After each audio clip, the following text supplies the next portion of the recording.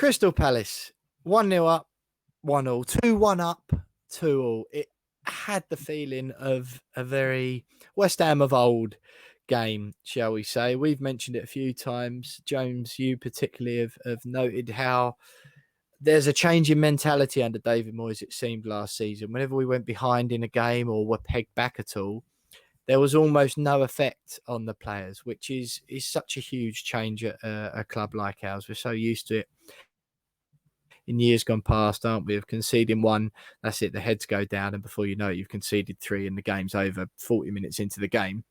It didn't happen as much at the weekend. I thought it was, I'll be honest, so I was working on Saturday nearby, so I only got into the stadium about 20 minutes into the game. So I missed the first 20. I saw all the goals, which was handy, but the tail end of the first half, it seemed really good. My dad said, who I sat next to, he just said I hadn't missed much before I got there. We were easing our way into the game a little bit, and then obviously it sort of exploded from then on, really. As always, I do the positives and negatives from the game. We scored 2 again, which is obviously brilliant. That going forward would look really, really dangerous, and it was the same again on Saturday, even on a so-called off day. Michail Antonio obviously brimming with confidence, just like all the other forward players. Bit of a cliche, James, I'll start with you, but it's a game of two halves as such, because in reality, I think a draw was a completely fair result. We were the better team in the first half. They were the better team in the second. You know, if anything, I walked away at the end of it more relieved we didn't lose rather than disappointed we didn't win. Yeah, I think looking back on it, a point was probably a fair result. When I know as I said, it's a cliche game of two halves, but it actually was. I thought we were well worth going into the break 1-0. When they got the equaliser, they were just growing into it. Sloppy goal to concede, and then as we've already established earlier on, we got back ahead against the run of play. So yeah, I mean, I think Palace were well worthy of their point. I thought Conor Gallagher obviously got his 2 goals, but they were so good in the second half of them, so effective, and yeah, walked away and just thought, well, if only had Benrahma got on the end of that counter attack right to death, because from where we were sitting, he looked like he was going to get on the end of it. We thought he was on the end of it, and the angle we had, we were like, how on earth has he not got there before the keeper? We were I saw it, and as soon as it left Antonio's foot, I was just furious immediately. Yeah. Like, from where we were, because it was we were behind it, we thought, he's going to score here. We were pretty much up in the air celebrating, couldn't believe it. But shirts off. Yeah. So yeah, I mean, frustrating to get on the end of that, but at the same time, it was probably a fair point, and at least it wasn't a defeat, like you said. Yeah, no, you definitely can't blame Benrahma for that one. It's just Antonio like shinning it at him because he was dead by that stage. Reece, are you able to sort of stay pragmatic about it, or do you think, you know what, ultimately, as I've said countless times on this show before, when you go 2-1 up, particularly the second one, sort of a bit further into the game, we could tell that we weren't playing well. Are you annoyed that at that stage we weren't able to hold on to it and that we conceded straight away, or do you just shrug and, like we're doing, just try and stay pragmatic? To be honest, mate, I think isn't that the saying in football? You're at your most dangerous, vulnerable. Sorry, when you've just scored. Yeah, that's it, mate. Yeah. We've seen it happen a lot over the years at West Ham, and I think as well, going what you're saying about a draw being a fair result, I think if we hadn't have had the start that we had, there probably would have been a lot more people who would have been disappointed with that result. But as I mentioned at the start, we could have easily have lost it. So, for me, yeah, it would have been nice to have got that second goal before half time, just to try and give us a little bit of a cushion.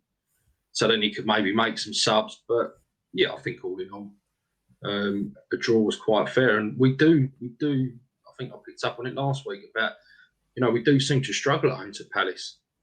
Oh, yeah, I know. They're just such an awkward, horrible team, aren't they? I don't know whether it's the setup. Players like that Jordan Ayew, he turns into like prime George Weir, doesn't he, against us? And, but yeah, can't be too disappointed. We will always pick holes in it, but it's something that I think what I like is we're always on the front foot. We're always looking to score. You know, I was on the other side of the pass from Antonio, and the goalkeepers read that straight away. What's that? I mean? The Antonio pass. Yeah. The goalkeepers just read that. He could tell exactly what he was going to do. And it was unlucky. That would have been a good way to finish it off. Yeah, that would. I mean, yeah, that would have absolutely erupted if that had gone in.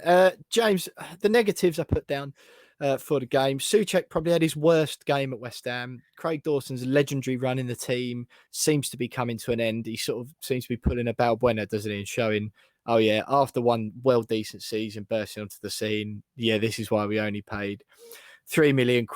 Conor Gallagher, who was brilliant, by the way, he looks an absolute diamond in there. I thought he was just going to be another Chelsea player who we never see again. And even if he doesn't make it a Chelsea, they've obviously got some world-class midfielders. He'll certainly be an established Premier League player, I'd have thought. But, you know, those goals were virtually identical, weren't they, against Dawson? He had a couple of ones where he looked a bit uneasy on the ball and you just thought, here we go. And obviously, yeah, we couldn't keep things tight after getting an undeserved second lead. Is there anything out of that? I'm going to throw it to you, Jonesy, that you sort of want to pick up on out of all that? Or, you know, is there the positives you want to focus on? I mean, I'd rather focus on the positives, but you can't get. I'll tell you what then. We'll ignore that. Right, you've got Said Benrahma looking class again. Michail Antonio again, unstoppable. And yeah, so pick one of those for if you want to go positive vibes.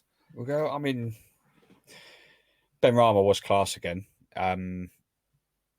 He was like every time he gets on the ball, you just feel like he's going to do something, which is kind of what we were hoping to see of him last season. I know we didn't get the minutes. We've touched on that previously, but it does feel like, I think Tony Cottee said he felt like he was going to be our next Dimitri Payet, didn't he, a couple of weeks ago? And I don't get the exact same buzz when Benrahma gets on the ball, but he ain't far off it, if I'm honest. It's, you know, every time he gets it, you know, you wonder what he's going to do with it. And I think the more game time he gets, I think that's just going to continue getting better and better and better. His confidence is going to keep going.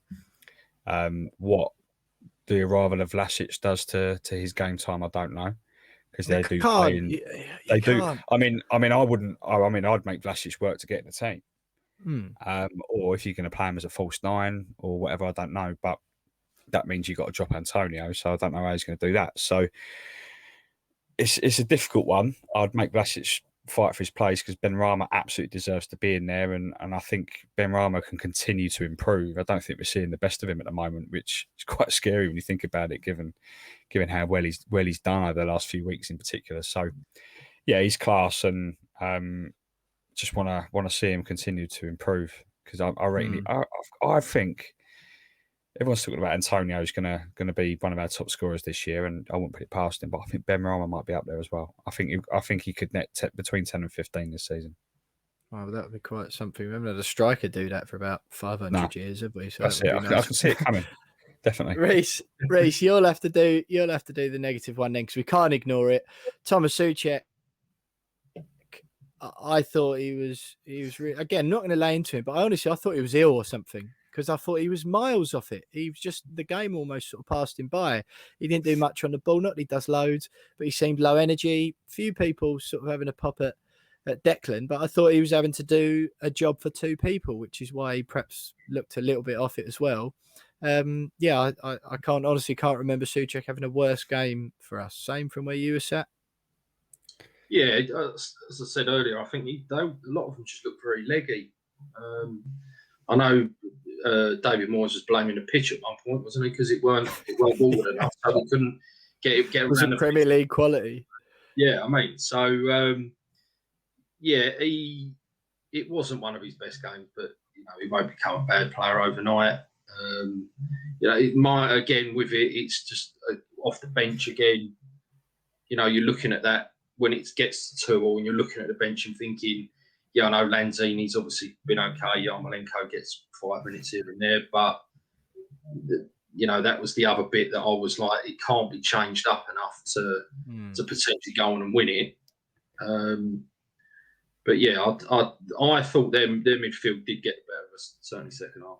Yeah, I thought, honestly, I really did think a lot of that Conor Gallagher. It was funny, wasn't it? Yarmolenko comes on, right at the end, cuts in from the left, and then realised he wasn't wearing a Ukraine shirt, so like belted it over the bar rather than bending it in the top corner. Yeah, I know what you mean. You had a few people having a go at Moyes saying, "Oh, he left the subs too late."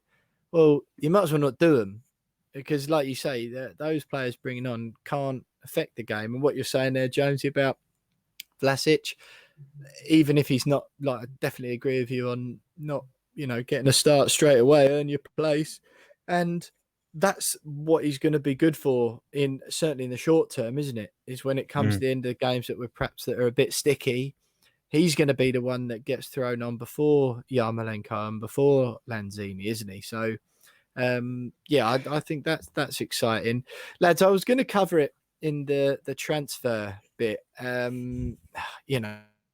The Craig Dawson situation. We've obviously signed Zuma, but I think it's worth covering it now. James has touched on it quickly.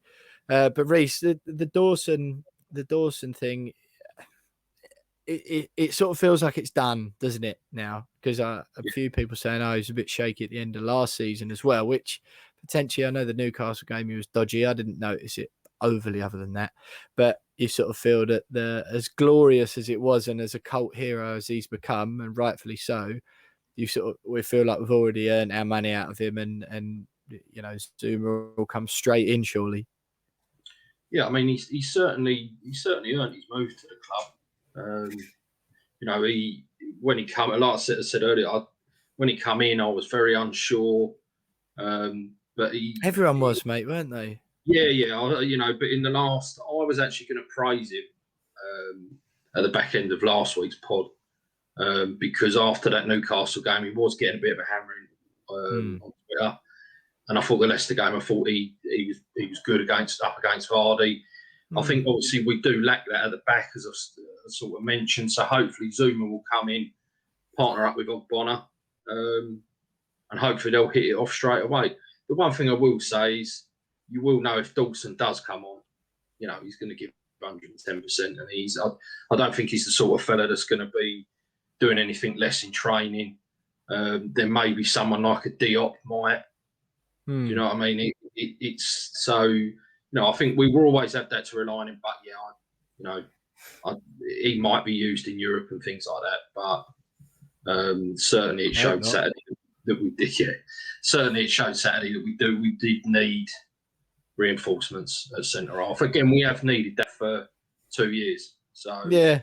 Don't you think, James, that he'll already have played so much more than he ever thought he was going to, and that last season would just be a massive bonus for him?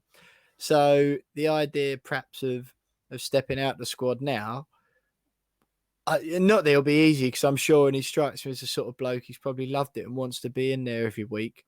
But I can't imagine for a second that he thought he would have played the amount of games he has until now when he signed. Oh, definitely, yeah. I mean, I remember when we spoke about it last year, and before he'd even made his debut, to get in as well, didn't it? Yeah, he was barely even making the bench at one point. Exactly. And I remember saying, "So what's the point of him being at the club? He might just get rid of him." You hated him, didn't you? So get him out in January. It's a waste of space. Hate is a strong word, Will, if I'm honest, mate. But I did wonder why he was there. I was sort of, well, if he's not even going to be on the bench, then why have you loaned him? Sack the board, get him out. Why have they signed him? Yeah, but then he's never going to play for my club. A week later, he makes his debut, and then we keep 4 clean sheets in a row, and suddenly he's a cult hero.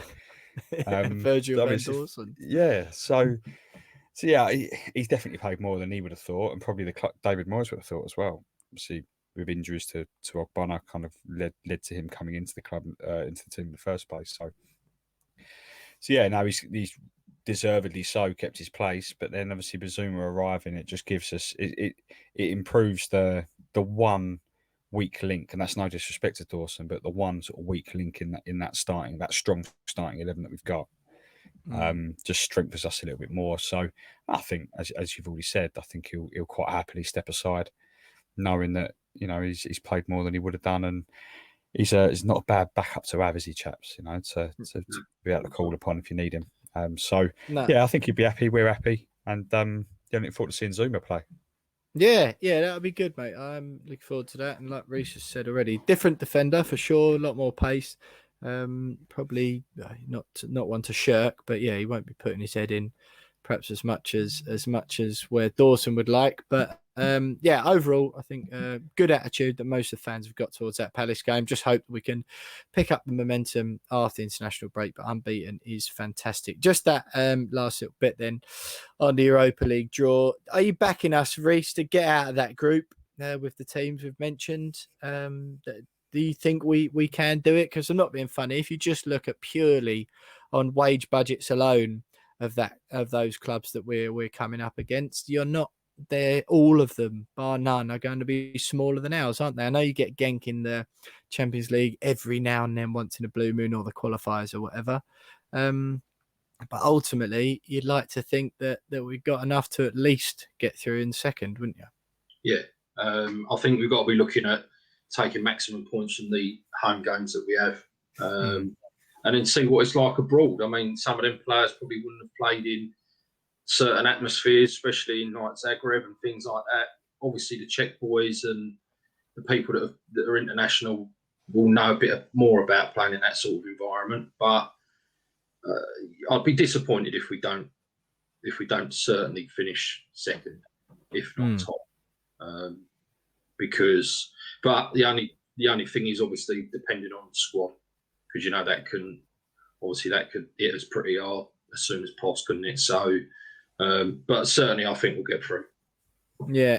I'm looking the other day, James, as well. We've got a couple of rank post-Europa fixtures as well, haven't we? We've got both the Manchester sides. Every single one, I think, isn't it? We've played a top 6 club after. Yeah, so there is a bit of a concern there as far as how it's going to affect our league form, but there's no way you're going to hear me moaning about that this season with West Ham in the Europa League. It's still yet to be decided. Now, I'll double check this because I don't want to get it wrong, but as far as I'm aware, it's still yet to be decided or confirmed by UEFA whether away fans are going to be allowed. I believe they're still waiting for a decision on that one. Don't know if you two have seen any difference so far. Tomorrow. Coming tomorrow. Is it tomorrow? On the 1st, yeah. I think I read that it was coming tomorrow. So.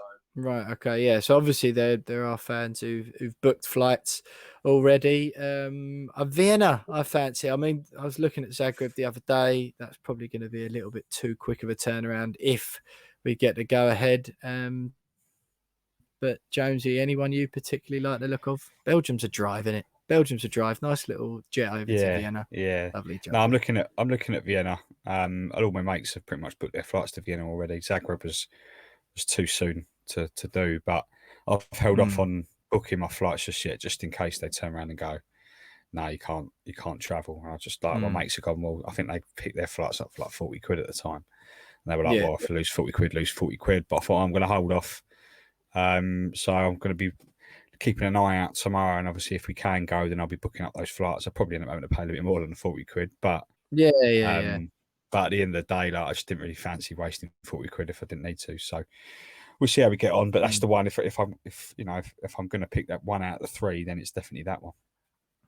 Well, Reece, we've got a bit of history of all piling into a limo for away games. Fancy a Hummer limo to Genk? Hummer to Genk. God, I don't know. I don't think we'd probably get out of the country, would we, before we probably turn around and go back home. I mean, they're nice, and they're not all nice and sort of, but they're relatively straightforward to get to. So yeah, if I was going to try and go to one, I probably would try and go to Zagreb. But you're right, Vienna. I think it's probably going to be the one, isn't it? So I have to see what happens tomorrow.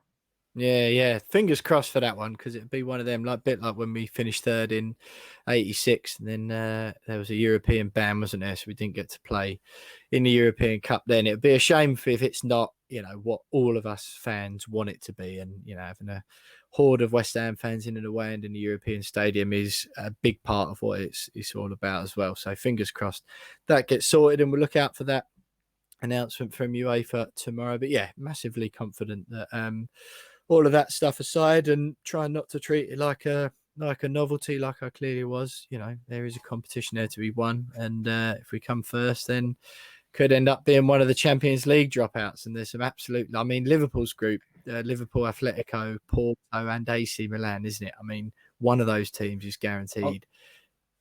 I was looking at how it worked, and if you win the group, you go straight into the last 16. That's it. Yeah. So you miss second, the if you go second, you do like a little playoff. Last 32, but with a Champions League dropout. Yeah. Yeah, and then if you finish third, you're straight into the last 16 of the Conference League. So they try and keep you in it for as long as possible, don't they? But yeah. So I mean, if we win it straight into the last 16 of the Europa League, sounds pretty lovely. Serious question then before we move on. If you come third, would you rather come third or would you rather drop out completely? Go in the Conference League. Come third. Yeah. European football, mate. Yeah, like how long has it been since we got into this situation? Like, good. I'm glad. Like, you can't turn your nose up at the Conference League like all the other clubs have done. Like, if you get in, you get in. That's the thing, because we've all been ripping Tottenham for it. You don't want to look too keen on it. Yeah, but we've been ripping Tottenham for it because they keep thinking they're the greatest team in the world and they should be in the Champions League every year. They're just the team that thought they deserved to be in the Super League. Yeah, that is true. They are top of the league now, aren't they? Which is a little bit frustrating. Had to be them that knocked us off, didn't it?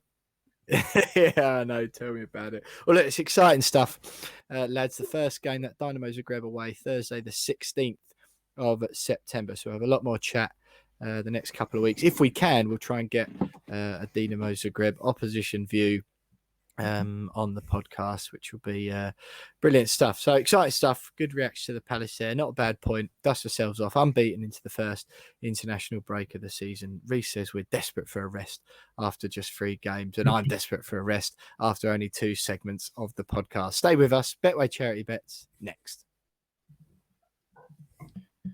Right. Okay. Just do this well briefly, innit? No one won, did they? Sorry, just quickly. No, I needed Dawson.